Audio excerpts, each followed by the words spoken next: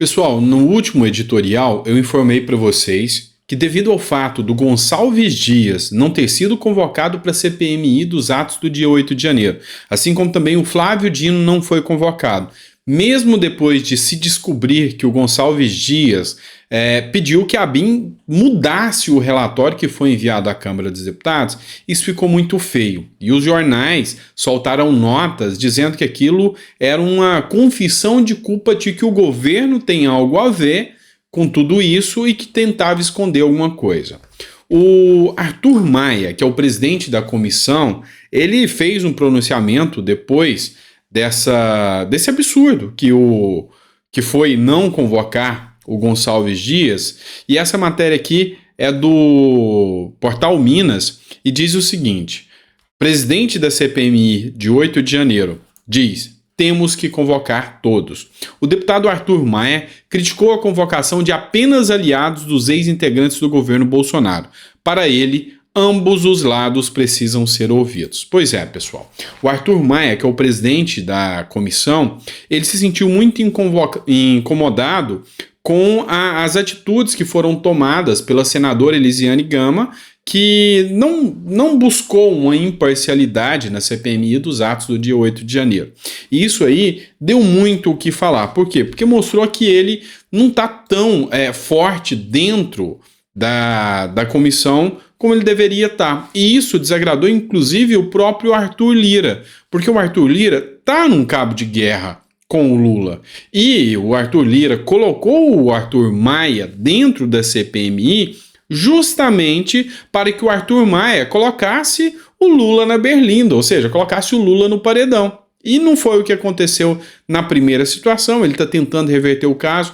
Inclusive, já teve reunião com o ministro do Supremo Tribunal Federal, Alexandre de Moraes, que argumentou que ia entregar documentos sigilosos lá das investigações que estão sendo realizadas. Mas isso não adianta de nada. Por quê? Porque documentos sigilosos entregues que são escolhidos não é a liberdade, não é a publicidade do ato, é narrativa. Ou seja, vamos dizer que Alexandre de Moraes resolve entregar parte dos documentos sigilosos. Ele vai escolher o que ele quer que vai para a imprensa ou não, então não vai dar ampla publicidade. O brasileiro quer saber de tudo, de toda a realidade, quer todas as imagens do Palácio Planalto, todas as imagens do STF, todas as imagens do Congresso Nacional. É isso que tinha que ser entregue. Mas vamos lá, dando continuidade ao nosso editorial, eu trago uma matéria agora para vocês da Carta Capital. O ex-diretor da Polícia Rodoviária Federal será o primeiro a depor na CPMI do dia 8 de janeiro. Você deve conhecer o Silvinei Marques, que é um assessor, o Silvinei Vasquez, perdão, um assessor direto do Bolsonaro. Ele sempre esteve ali, diretor da PRF, dando apoio irrestrito ao presidente Bolsonaro. E aí agora eles têm aquele argumento de que ele, juntamente com Anderson Torres, interferiram nas eleições quando tiveram operações da Polícia Federal no Nordeste. Então, com certeza a oposição vai querer explorar esse assunto e o Silvinei Marques vai ter que estar muito preparado para estar discutindo todos esses assuntos aí, expondo o que realmente aconteceu, que era uma atividade de rotina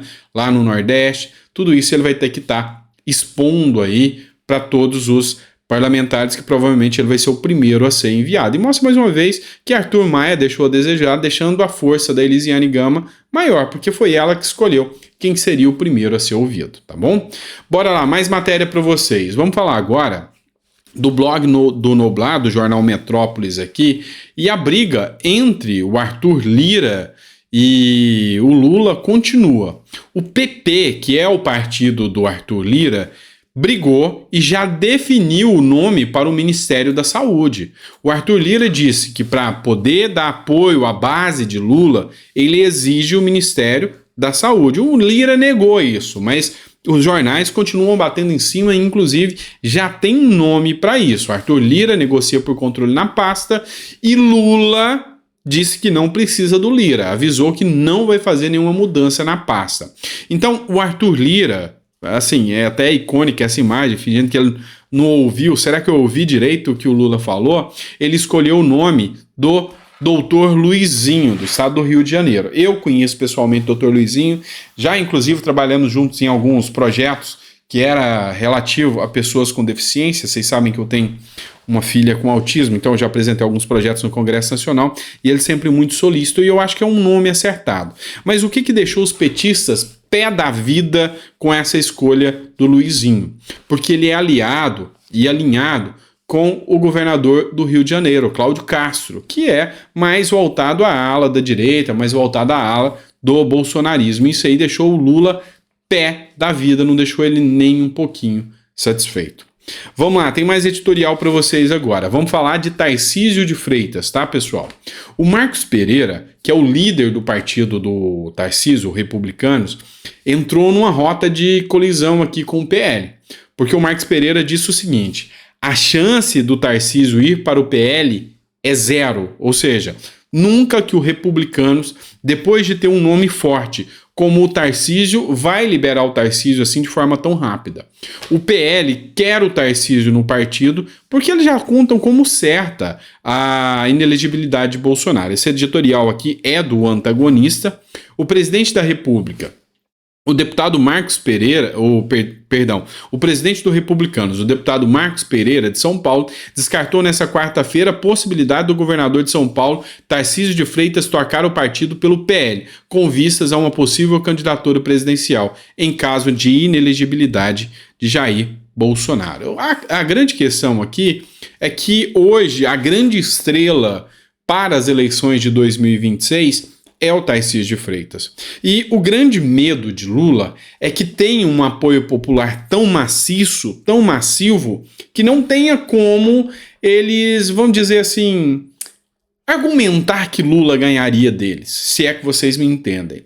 Então, a grande questão é que se o apoio popular pelo Tarcísio for tão grande, igual o movimento, vamos dizer, do queremissa do Getúlio Vargas, a exemplo, e aqui por uma coisa é certa, não por populismo, como foi a época de Vargas, mas se acontecer esse movimento de todo mundo querendo o Tarcísio de Freitas e brigando pelo Tarcísio de Freitas, já há uma constelação toda que já vem circulando o Tarcísio e namorando Tarcísio, porque sabe que Tarcísio é o nome forte que pode colocar vida difícil ao Lula nas eleições de 2026 e que fica difícil argumentar uma vitória do Lula em função disso. Tanto é que alguns editoriais já estão dizendo que o Lula agora quer flertar com a classe média, vai começar a fazer alguns acentos para a classe média, depois de xingar a classe média, ofender a classe média, criticar a classe média, dizer que a classe média não pode ter mais do que 1 ou 2 televisões, enquanto põe um bumbum no sofá de mais de 40 mil reais, pago pelo seu e pelo meu dinheiro. Essa é a grande questão. A classe média teria que ser muito burra para acreditar hoje nesse tal afago que Lula traria para a classe média. Mas, enfim, a gente já sabe que o brasileiro, às vezes, está vacilando aí na hora de escolher os nomes, né? Mas vamos falar de eleições municipais. PL escolhe André Fernandes como pré-candidato na disputa pela Prefeitura de Fortaleza em 2024. Enfim, eu amo o Nordeste, para mim é um lugar ímpar. Meu irmão foi um dos responsáveis de que eu conhecesse tão bem a cultura do Nordeste, uma vez que ele mora em Natal, Rio Grande do Norte. Meu amigo Milton D'Antoni, jornalista da Paraíba também, é um cara que me fez conhecer um pouco mais o Nordeste, com mais afinco e amar tanto aquele povo. Fortaleza, no Ceará, tem a chance ímpar agora de escolher um cara que quer trazer os pensamentos liberais para dentro de Fortaleza e fazer com que o Estado dê um salto de evolução. Fazer com que a cidade de Fortaleza tenha um salto. E André Fernandes é um nome suficiente para isso. Então, está na hora de vocês já começarem a articular, levantar a possibilidade de ter efetivamente um prefeito de direita numa das grandes capitais do Brasil que podem, enfim, fortalecer inclusive o pleito para 2026.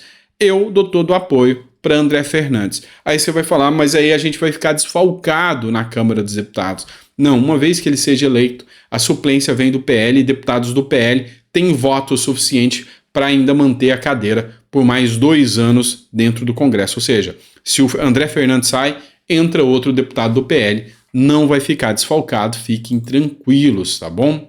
Vamos lá, pessoal, mais uma matéria de suma importância que eu trago para vocês agora é sobre a Lava Jato. Vocês sabem que eu sou um cara que, sabe, sentiu muito orgulho do trabalho da Lava Jato. E eu externo para vocês que eu tô com uma certa pena da Gabriela Hardit, que é a juíza. Porque depois que o Appio, que é aquele juiz que do LUL 2022, petista mesmo, que entrou na Lava Jato e o intuito é nítido, acabar com a Lava Jato, tentar desmoralizar Moro, Deltan Dallagnol, dentre outros, inclusive tirando aí condenações de criminosos condenados.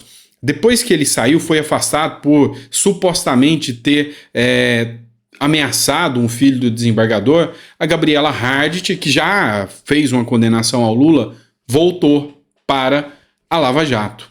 Só que, convenhamos, ela sabe o que ela vai enfrentar. E ela pediu a remoção, ou seja, ela pediu para sair da Lava Jato. Entretanto, o Tribunal de Justiça não aceitou e ela não conseguiu a remoção e vai continuar à frente da Lava Jato.